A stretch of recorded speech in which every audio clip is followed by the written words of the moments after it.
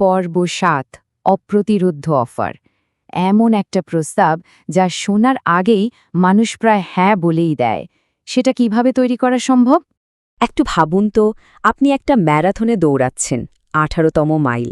পা দুটো যেন আর চলছে না, একেবারে অবশ। ফুসফুসে মনে হচ্ছে আগুন ধরে গেছে। ঠিক তখনই একজন ভলেন্টিয়ার আপনার দিকে এগিয়ে দিল একটা বাক্স, একদম তাজা চকচকে গ্লেজড ডোনাট। সারা জীবন হয়তো ডোনাট ভালোবেসেছেন, কিন্তু এই মুহূর্তে ওটা দেখে আপনার গা গুলিয়ে উঠছে। কিন্তু ঠিক ২ মাইল পরেই আপনার চোখে পড়ল এক টুকরো রসালো ঠান্ডা কমলা লেবু। বিশ্বাস করুন, ওই এক টুকরো ফলের জন্য আপনি তখন $১০০ও দিয়ে দিতে রাজি। কেন বলুন তো?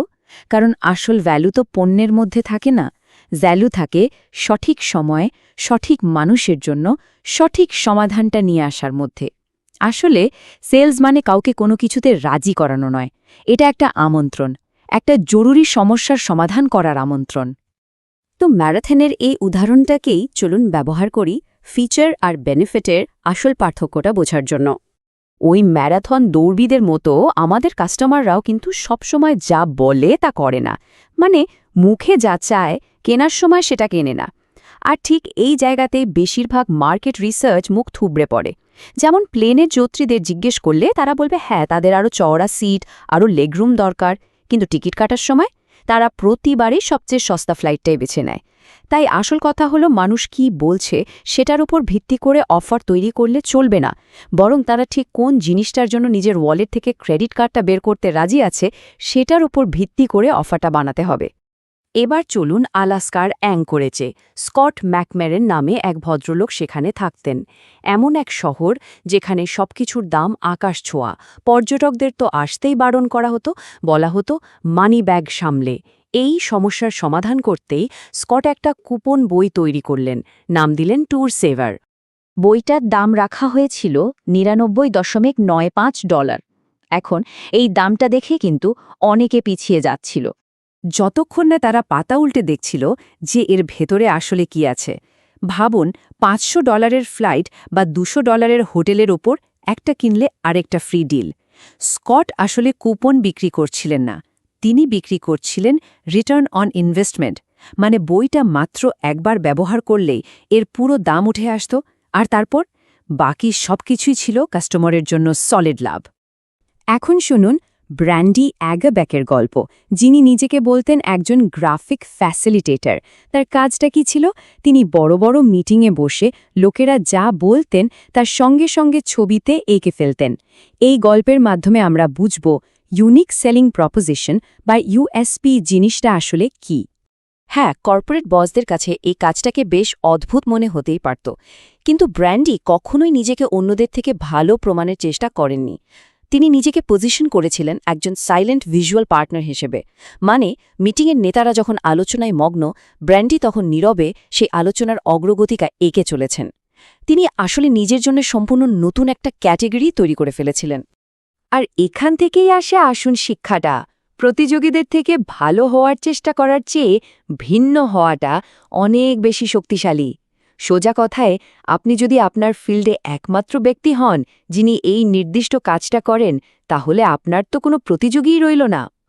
আমরা সবাই ওয়েবসাইটে এফএকিউ বা প্রায়শই জিজ্ঞাসিত প্রশ্নাবলী সেকশন দেখেছি, তাই না? কিন্তু এটা শুধু কিছু তথ্য দেওয়ার জায়গা নয়, এটা একটা দারুণ সেলস টুল।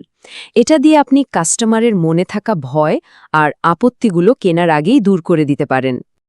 দেখুন, আপনার কাস্টমার মনে মনে ভাবছে, এটা কি কোনো ধোঁকা? এটা কি আদৌ আমার কাজে আসবে? দামটা কি একটু বেশি হয়ে যাচ্ছে? তারা এই প্রশ্নগুলো নিয়ে ওয়েবসাইট থেকে বেরিয়ে যাওয়ার আগেই আপনাকে সরাসরি উত্তরটা দিতে হবে।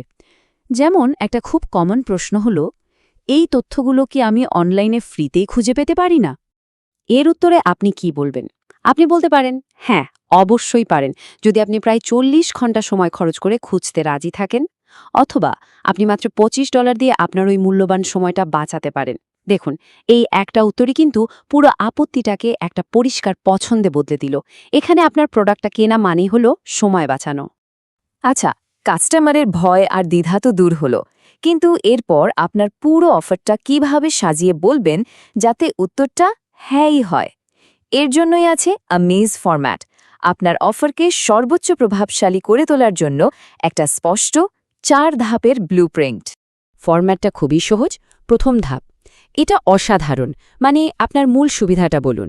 দ্বিতীয় ধাপ, আসলে এটা তার চেয়েও ভালো, এখানে দ্বিতীয় একটা শক্তিশালী বেনিফিট যোগ করুন। তৃতীয় ধাপ, আপনাকে কোনো চিন্তা করতে হবে না, এই ধাপে কাস্টমারের সবচেয়ে বড় ভয়টা দূর করুন কিংবা একটা দারুণ গ্যারান্টি দিন।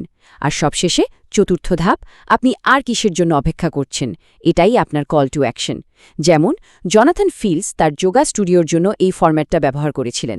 তিনি শুধু যোগা ক্লাস বিক্রি করছিলেন না, তার অফারটা ছিল বছরের শেষ পর্যন্ত আনলিমিটেড যোগা মাত্র $180। এটা ছিল প্রথম অসাধারণ সুবিধা। কিন্তু এখানেই শেষ না, এই দামটা ছিল সাধারণ দামের চেয়ে অনেক কম, যা অফারটাকে করে তুলেছিল আরও লোভনীয়। এই অফারটা কাস্টমারের সব ঝুঁকি দূর করে দিয়েছিল আর খুব সহজেই একটা হ্যাঁ আদায় করে নিয়েছিল। তাহলে একটা অপ্রতিরোধ্য অফার আসলে কি? এটা হলো এমন একটা উপহার যা কাস্টমারের একটা নির্দিষ্ট সমস্যার এমনভাবে সমাধান করে যে সেটাকে ফিরিয়ে দেওয়াটা তার কাছে অযৌক্তিক মনে হবে। তাহলে আমরা কি শিখলাম? একটা দুর্দান্ত অফার কোনো ট্রিক বা কৌশল নয়, এটা একটা উপহার। এটা হলো আপনার কাস্টমার যখন ম্যারাথনের 18তম মাইলে, তখন তার জন্য সেই কমলা লেবুটা খুঁজে বের করা। এটা হলো আলাস্কার আকাশ ছোঁয়া দামকে একটা ট্যুর সেভারে পরিণত করা। যখন আপনি শুধু জিনিস বিক্রি করা বন্ধ করে সমস্যার সমাধান বিক্রি করতে শুরু করবেন, তখন আপনি শুধু একজন কাস্টমার পাবেন না, আপনি পাবেন একজন সমর্থক। অফারটা একদম নিখুঁত, প্ল্যানও রেডি, কিন্তু একটা শেষ বাধা এখনও রয়ে গেছে। বেশিরভাগ মানুষই তাদের এই অপ্রতিরোধ্য অফারটা তৈরি করে একদম নীরবে, নিভৃতে, আর তারপর অবাক হয়ে ভাবে, কেউ কেন আসছে না? আমাদের পরের পর্বে আমরা ঠিক এটাই শিখব, কিভাবে আপনার ব্যবসাকে একটা ব্লকবাস্টার সিনেমার মতো করে লঞ্চ করতে হয়, কিভাবে আপনি যে ভ্যালু তৈরি করেছেন তা পুরো বিশ্বের কাছে পৌঁছে দিতে হয়।